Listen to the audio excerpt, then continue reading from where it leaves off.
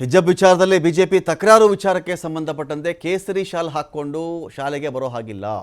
ಕೇಸರಿ ಶಾಲ್ ಹಾಕ್ಕೊಂಡು ಸ್ಕೂಲ್ಗೆ ಬರುವ ಹಾಗಿಲ್ಲ. ಮೈಸೂರಲ್ಲಿ ಸಿಎಂ ಸಿದ್ದರಾಮಯ್ಯ ಪ್ರತಿಕ್ರಿಯೆ ಕೊಟ್ಟಿದ್ದಾರೆ. ಇಲ್ಲಿ ಜನಿವಾರ, ರುದ್ರಾಕ್ಷಿ, ಶಿವದಾರ ಸೇರಿದಂತೆ ಜೊತೆಗೆ ಹಿಜಾಬ್ ಎಲ್ಲವನ್ನೂ ಹಾಕ್ಕೊಳ್ಳಬಹುದು. ಜನಿವಾರ ಆದರೂ ಹಾಕ್ಕೊಂಡು ಬರಲಿ, ಶಿವದಾರ ಹಾಕ್ಕೊಳ್ಳಿ, ರುದ್ರಾಕ್ಷಿ ಹಾಕ್ಕೊಳ್ಳಿ, ಹಿಜಾಬ್ ಹಾಕ್ಕೊಳ್ಳಿ. ಇದಕ್ಕೇನು ತಕರಾರು ಮಾಡಲ್ಲ. ನಾವು ಶಾಲೆಗೆ ಬಂದರೆ ಕೇಸರಿ ಶಾಲ್ ಹಾಕ್ಕೊಂಡು ಬರುವಂತಿಲ್ಲ.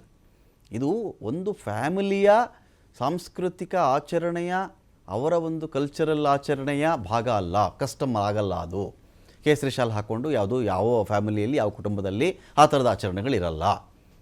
ಇದು ಧಾರ್ಮಿಕ ಆಚರಣೆ ಭಾಗಕ್ಕೆ ಇದು ಬರಲ್ಲ. ಹಾಗಾಗಿ ಅದನ್ನು ಹಾಕ್ಕೊಂಡು ಬರಬಾರ್ದು.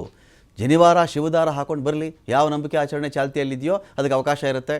ಯಾವ ನಂಬಿಕೆ ಆಚರಣೆ ಅಂದರೆ ರಾಜಕೀಯ ಪಕ್ಷಗಳ ರೀತಿಯ ಒಂದಷ್ಟು ಪೋಷಾಕಿದೆಯಲ್ಲ, ಉಡುಪಿದೆಯಲ್ಲ, ಅದನ್ನು ಮಾಡುವಂತಿಲ್ಲ.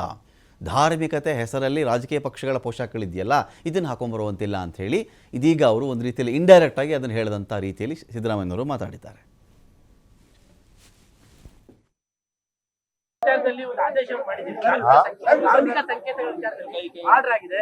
ಬಟ್ ಹಿಜಾಬ್ ವಿಚಾರದಲ್ಲಿ ಬಿಜೆಪಿ ತಕರಾರು ತಂದಿದೆ. ಹಿಜಾಬ್ ಯಾಕೆ ಹಿಜಾಬ್ ಒಂದೇ ಅಲ್ಲ, ಶನಿವಾರ ಹಾಕೊಳ್ಳೋದು, ಶಿವದಾರ ಹಾಕೊಳ್ಳೋದು, ರುದ್ರಾಕ್ಷಿ ಹಾಕೊಳ್ಳೋದು ಅವರೆಲ್ಲರಿಗೂ ಕೂಡ ಹಾಕಬಹುದು. ಅವರವ್ರ ನಂಬಿಕೆಗಳಿಗೆ ಅನುಗುಣವಾಗಿ ಹಾಕಬಹುದು. ಅಪ್ ಟು 12th ಸ್ಟ್ಯಾಂಡರ್ಡ್ ವರೆಗೆ. ಅದು ಹೈಸ್ಕೂಲ್ ಇರಲಿ, ಕಾಲೇಜ್ ಇರಲಿ, ಪ್ರೈಮರಿ ಸ್ಕೂಲ್ ಇರಲಿ, ಎಲ್ಲಕ್ಕೂ ಕೂಡ ಅನ್ವಯ ಆಗ್ತದೆ. ಕೇಳ್ತಿರೋದು ಕೇಸರಿ ಶಾಲ್ಗೂ ಅವಕಾಶ ಇದೆಯಾ ಅಂತ, ಕೇಸರಿ ಶಾಲ್ ಹಾಕೊಂಡು ಬರ್ಬೋದಾ ಅಂತ ಕೇಳ್ತಾರೆ. ಶಾಲೆ ಇಲ್ಲ, ಶಾಲೆ ಹಾಕೊಂಡ್ ಬರಂಗಿಲ್ಲ.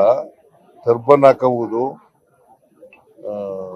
ಜನಿವಾರ ಹಾಕಬಹುದು, ಮತ್ತೆ ಶಿವದಾರ ಹಾಕಬಹುದು, ರುದ್ರಾಕ್ಷಿ ಹಾಕಬಹುದು, ಮತ್ತೆ ಹಿಜಾಬ್ ಹಾಕಬಹುದು. ಕೇಸರಿ ಟರ್ಬನ್ ಹಾಕೊಂಡ್ ಬರ್ಬೋದಾ ಅಂತ ಅವ್ರು ಹೇಳ್ತಾರೆ. ಕೇಸರಿಯನ್ನ ಬಿಂಬಿಸುವಂತ ಟರ್ಬನ್ ಹಾಕೊಂಡ್ ಬರ್ಬೋದಾ ಅಂತ ನೀವು ಹೇಳಿದ್ರೆ. ಟರ್ಬನ್ ವಿಚಾರದಲ್ಲಿ ಒಂದು ಆದೇಶ ಮಾಡಿದ್ದೀವಿ.